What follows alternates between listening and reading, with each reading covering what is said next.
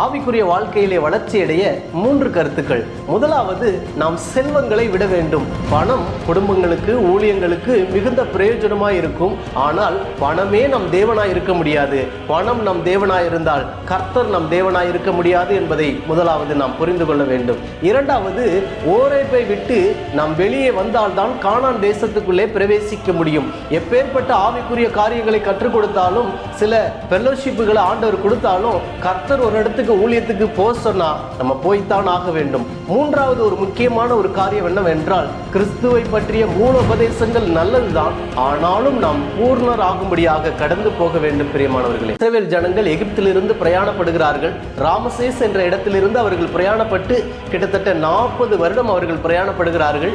42 இடங்களிலே அவர்கள் கூடாரங்களை அமைத்து தங்களுடைய பயணத்தை தொடர்கிறதே நாம் வாசிக்கிறோம். அதிலே ஒரு இடம்தான் இந்த சுக்கோத். சுக்கோத் என்றால் கூடாரம் அல்லது கொட்டாரம் என்பதாக பொருள்படுகிறது.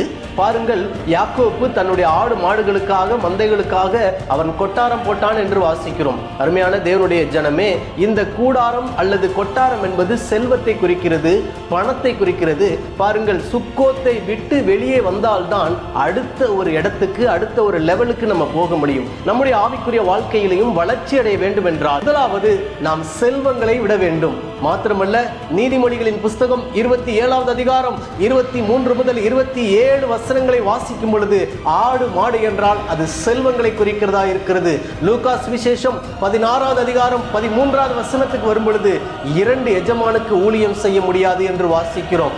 ஒன்று பண கடவுள். உலக மனிதர்கள் பல பெயர்களை கடவுள்களுக்கு வைத்துக் கொண்டாலும் அவை எல்லாவற்றிற்கும் சேர்த்து ஒரு பெயர் வைக்க வேண்டும் என்றால் அதுதான் பணக்கடவுள். பணக்கடவுளுக்கு பயன்படுத்துகிற வார்த்தை மேமோன் என்ற வார்த்தையை பயன்படுத்துகிறார்கள். அருமையான தேவனுடைய ஜனமே, அப்படி என்றால் ஒருவனை நாம் பகைக்க வேண்டும், ஒருவரை நாம் நேசிக்க வேண்டும்.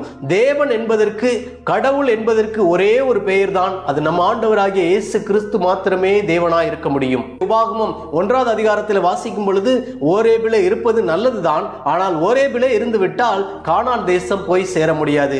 எபிரேயரின் புஸ்தகம் 6வது அதிகாரம் 1 முதல் 2 வசனங்களை வாசிக்கும் பொழுது தேவனுடைய ஜனமே, அதிலே மூல உபதேசங்களுக்கு, அதாவது கிறிஸ்துவை பற்றிய மூல உபதேசங்கள் நல்லதுதான், ஆனாலும் அதையும் தாண்டி நாம் பூர்ணர் ஆகும்படியாக கடந்து போக வேண்டும் என்று எழுதியிருக்கிறதை நாம் வாசிக்க முடிகிறது. மூன்றாவதாக, தேவையற்ற ஆர்வம் இருந்தால் நாம் ஆவிக்குரிய வாழ்க்கையிலே வளர்ச்சி அடைய முடியாது.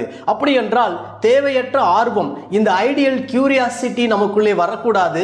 பாருங்கள், வழியருகே போகையிலே தனக்கு அடங்காத வழக்கிலே சிக்கிக்கொள்ளாமல் இருக்க வேண்டும் என்று இருக்கிறது. பாருங்கள், நாம் நடந்து கொண்டு போய் கொண்டிருக்கிறோம் ரோட்டிலே.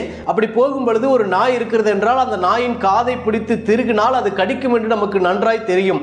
இருந்தாலும் அந்த நாயை பிடித்து அது காதை திருகினால் அது நிச்சயமாக கடிக்கும். அதே போலதான் நம்முடைய ஆவிக்குரிய வாழ்க்கையிலே அடுத்தவர்களை பற்றி நாம் யோசிப்பது, அடுத்தவர்களை பற்றி அக்கறை உள்ளவர்கள் போல நடந்து கொள்வது, அல்லது அடுத்தவர்களுடைய விஷயத்திலே நாம் மூக்கை நுழைத்தால் அது நமக்கு இன்னும் ஆபத்தை கொண்டு வரும் என்பதை மறந்து போகக்கூடாது. யோனா என்றால் டவ், புறா என்று அர்த்தம். அப்படிப்பட்ட யோனா ஒரு நல்ல தீர்க்கதரிசி. அவரை போல ஒரு தீர்க்கதரிசியை நீங்கள் பார்க்க முடியாது. ஏனென்றால் 2 ராஜாக்களிலே வாசிக்கும் பொழுது அவருடைய வார்த்தையை கேட்டு, யோனா தீர்க்கதரிசியுடைய வார்த்தையை கேட்டு அநேக ராஜ்யங்களும் ராஜாங்கங்களும் நடத்தப்படுகிறதை வாசிக்கிறோம். அப்பேற்பட்ட வல்லமையான தீர்க்கதரிசி தான் இந்த யோனா. அப்படிப்பட்ட தீர்க்கதரிசியும் ஒரு தேவையற்ற ஆர்வம் உள்ளவனாய், தேவையற்ற ஆர்வம் உள்ள ஒரு மனிதனாய் வந்து நினைவைக்கு கிழக்கே கூடாரம் போட்டு அமர்ந்து அவன் தேவையற்ற ஆர்வம் உள்ளவனாய் அமர்ந்திருக்கிறதை வாசிக்கிறோம். நம்முடைய ஆவிக்குரிய வாழ்க்கையிலையும் நாம் எப்பேற்பட்ட உயர்வுகளுக்கு போயிருக்கலாம், எப்பேற்பட்ட ஆவிக்குரிய அனுபவம் இருந்தாலும் தேவையற்ற ஆர்வம் இருந்தால் நாம் ஆவிக்குரிய வளர்ச்சி அடைய முடியாது என்பதே உண்மையாயிருக்கிறது.